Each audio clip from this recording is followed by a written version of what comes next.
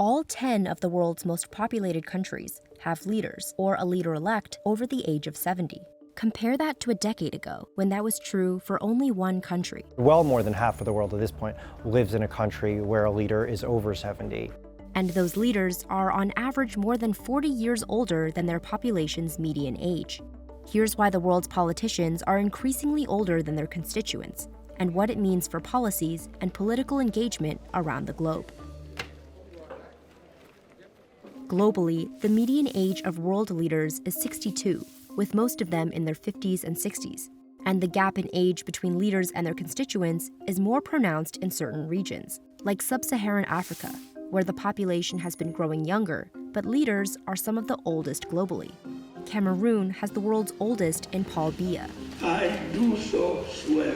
Who, at 91, has been in power for more than 40 years. But there are some exceptions. In Europe, people are older, but politicians aren't. The cases where we often tend to see particularly younger leaders or exceptions to this rule are often in countries that have very strong parties and a strong party system, countries where parties get very actively involved in recruiting young people into their ranks. In the US, concerns about age have filled the election cycle. Don't you think we need to have mental competency tests for anyone over the age of 75? When they face off in the 2024 election, President Joe Biden and Donald Trump will be the oldest candidates in US history, again. I know it may not look like it, but I've been around a while. US presidents' ages have been trending upwards in the last century. But it's not just the president. In 2021, the US Congress was the oldest on record. It's very important for the legitimacy of democracy that politicians actually are seen to reflect and represent the people who are voting. But that representation is lopsided when it comes to age.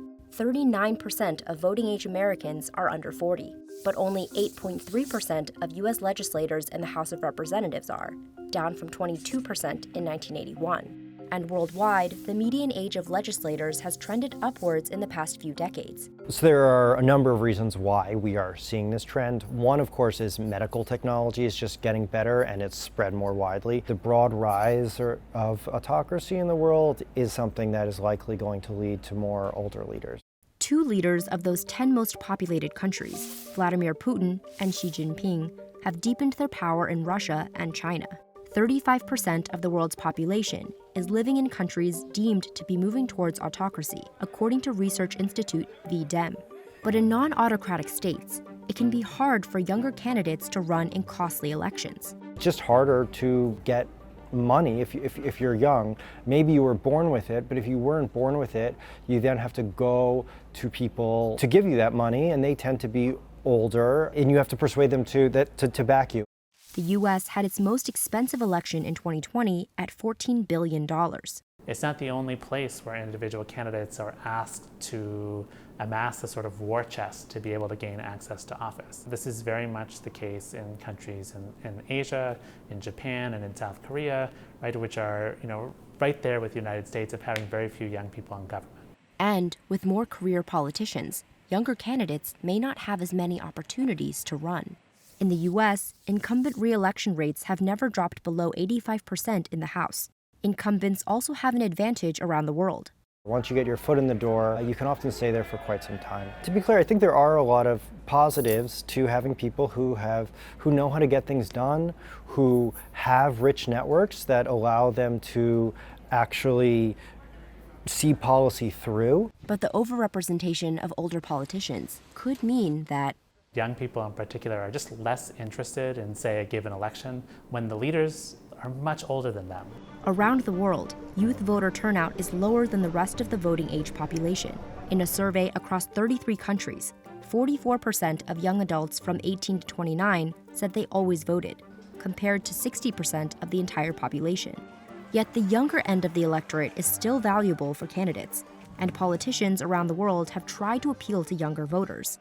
In the United States, one of the funniest recent examples was Joe Biden setting up his own TikTok recently, and the first caption was titled, LOL, hey guys. If I didn't say I was for the Eagles, and I'd be sleeping alone. Let's go back to Indonesia. Prabowo Subianto, this ex-general with a very controversial record, was now trying to appeal to youth. He danced, he did this jig.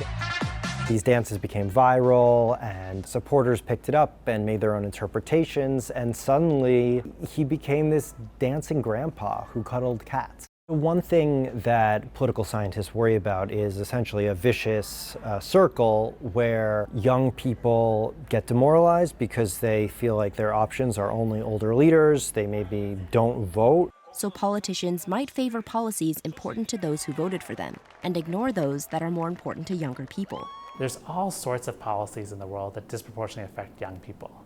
Policies on education, unemployment, childcare.